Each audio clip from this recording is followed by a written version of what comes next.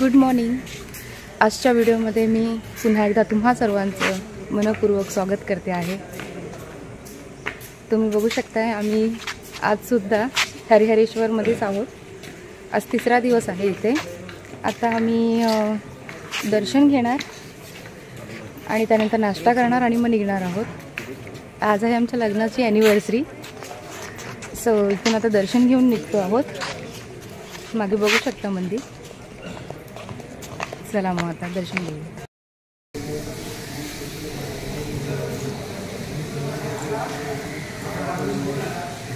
आज सोमवार आहे आणि बघू शकता आज इतकी गर्दी नाही आहे। काल सुट्टीचा दिवस होता तर खूप जास्त गर्दी होती। आज निवांत आहे त्याच्यामुळे जरा दर्शन घेऊ व्यवस्थित। मंदिरात दर्शन घेऊन झाल्यानंतर तुम्ही मंदिराच्या आवारातच तुम्हाला इथे निर्माल्यापासून बनवलेले अगरबत्ती जे आहे उदबत्ती मिळेल। तर तुम्ही ते नक्की आलात ना तर नक्की घ्या। हे बघा अगरबत्तीचे बॉक्स दाखवाल कसे आहेत ते तिथे आहेत ना।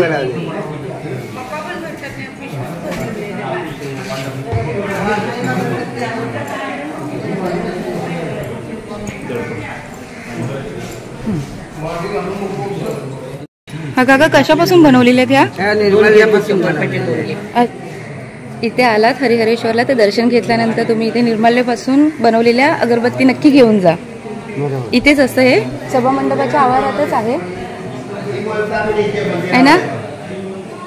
चला 12 वाजता चेकआउट होतं। आम्ही 11 वाजताच आता चेकआउट केलेला आहे आणि आता इथून निघालो आहोत आम्ही श्रीवर्धनला। तिथून पुढे आता जसं फिरता येईल फिरणार आणि मग पुढे मुंबईला निघणार आहोत। रात्रीची बस आहे 9ची। सो भक्त निवासला आत्तापर्यंत जे आम्ही फिरलो राहिलो छान वाटलं आम्हाला। तर भेटू पुन्हा। हे बघा आता सगळे बहुतेक सगळे रूम असे रिकामे झाले आहेत। मग ते आता सगळं रूममधले सगळं क्लिनिंग वगैरे होते आणि जे ब्लँकेट चादर वगैरे काय असतील ते सगळं साफ वगैरे करणार। आणि आम्ही ह्या रूममध्ये होतो।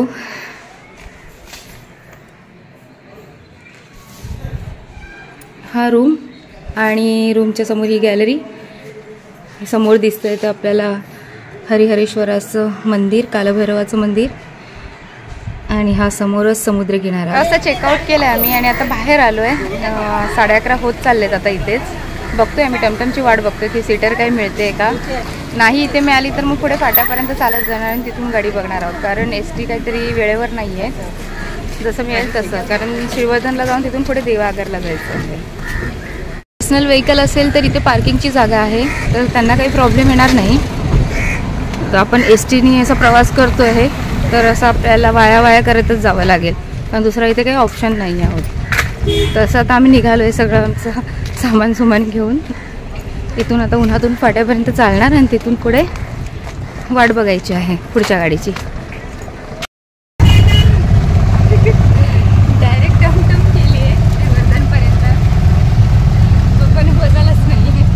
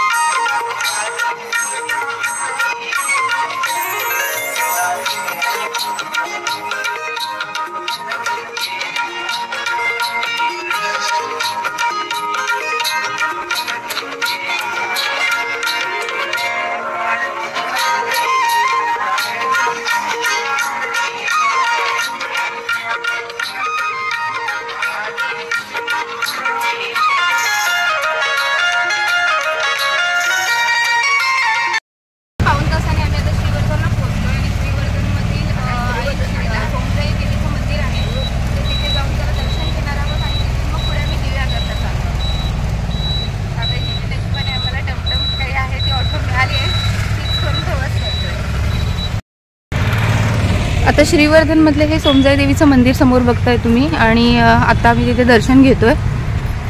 दुपारचे 12 वाजून गेलेले आहेत. किती 12:15 साडेबारा झाले असतील ना.